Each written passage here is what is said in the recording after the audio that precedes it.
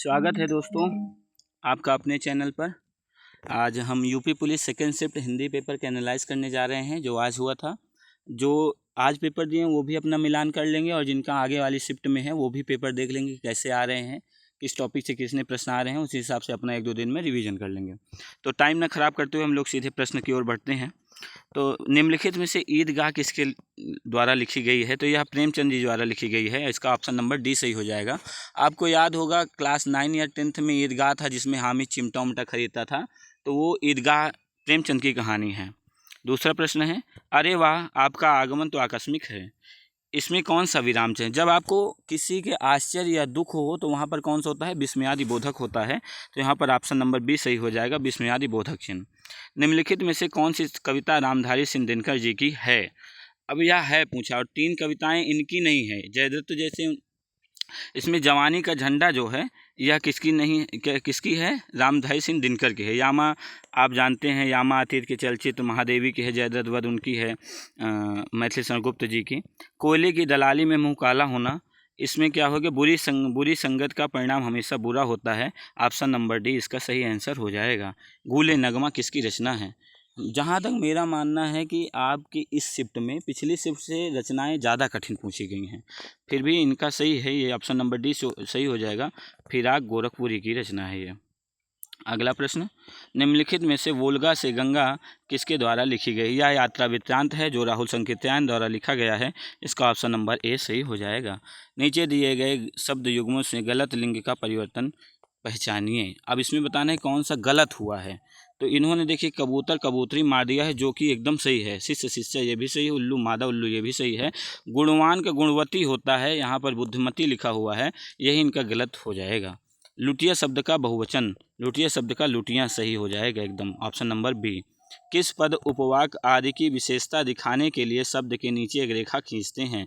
अब आपको यह क्या बता रहा है कि जैसे किसी की विशेषता बताएं उसके नीचे हम लोग जो रेखा खींचते हैं उसे क्या कहते हैं? अधो रेखा कहते हैं। तो इसका ऑप्शन नंबर क्या सही हो जाएगा? ए सही हो जाएगा। निम्नलिखित में से कौन सी रचना को 1965 में साहित्य अकादमी पुरस्कार मिला था जो डॉक्टर नागेंद्र की है? अब आपको डॉक्टर नागेंद्र की रचना अगर याद है, रस सिद्धांत है, तो ऑप्शन नंबर बी सही हो जाएगा, यही हमारा सही उत्तर हो जाएगा। आगे का प्रश्न, शब्द है गगनचुंबी में प्रयुक्त समास क्या है? गगन को चूमने वाला, का के को आ गया इसमें, मतलब कर्म कारक, उसमें नहीं पूछा है तो क्या हो जाएगा? तत्पुरुष समास हो जाएगा।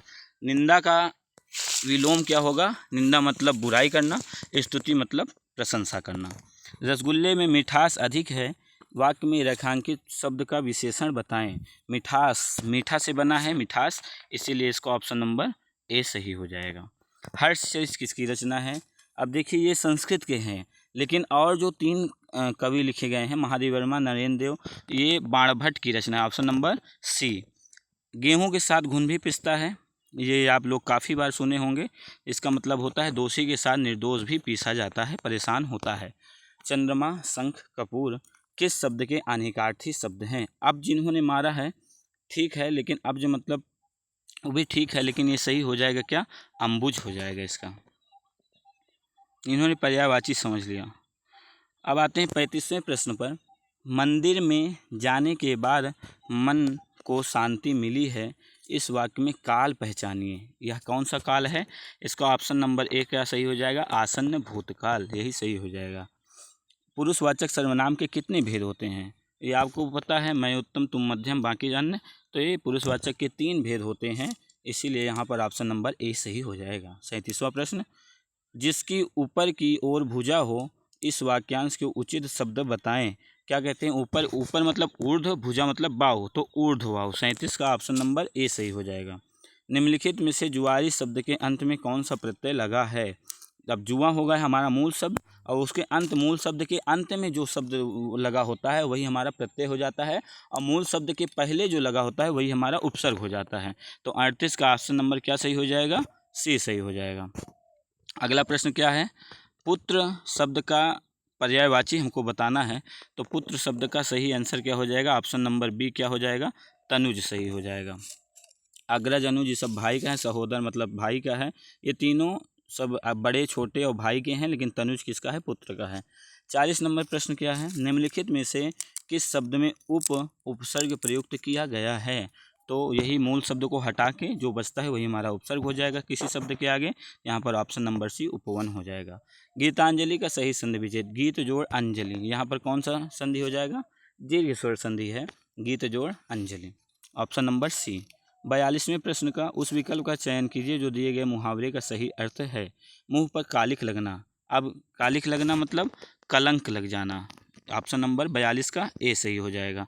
लाल पीला होना मुहावरे का अर्थ क्या है? लाल पीला जब होने लगता है इंसान, उसका मतलब होता है कि अत्यधिक क्रोध हो जाता है उसको, इससे लाल पीला होने लगता है।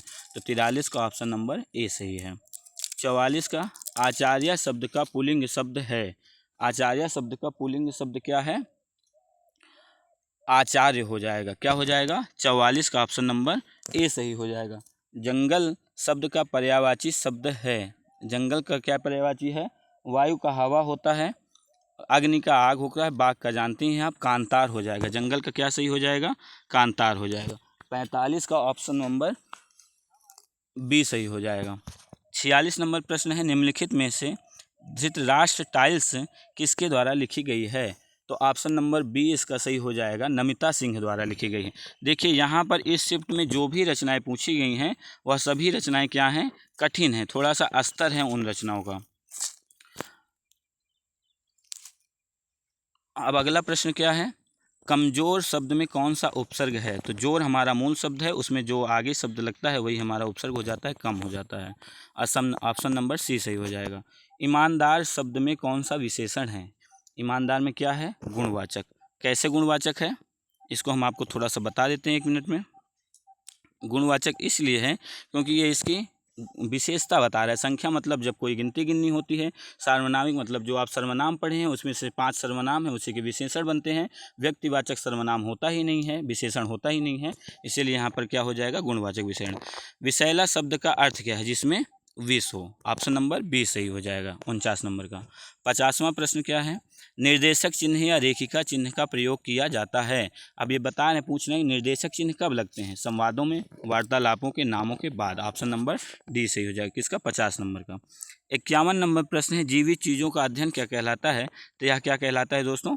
पारिस्थितिकी कहलाता है। आप लोग को यह आंसर पता रहा होगा। जो मुश्किल से प्राप्त हो उसे क्या कहते हैं? दुर्लभ। और जो आसानी से प्राप्त हो जाए उसे क्या कहते हैं? सुलभ कहते हैं। असंभव नहीं कहते। जो संभव ना हो उसे असंभव कहते हैं।